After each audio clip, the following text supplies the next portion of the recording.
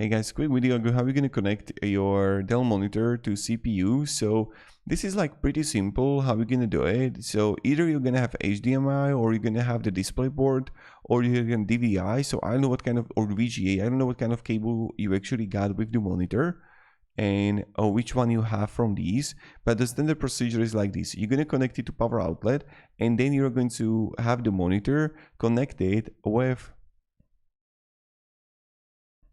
you're gonna have connected to your monitor, the cable, and then the second part of the cable needs to go to your PC, to your CPU.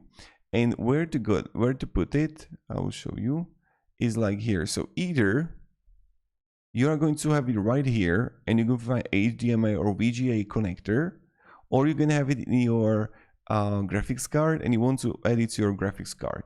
So that's how, if you're gonna have available graphics card, let's say HDMI, put it there. But if you're gonna find it right here on your back of your PC, do it there. So have a great day and goodbye.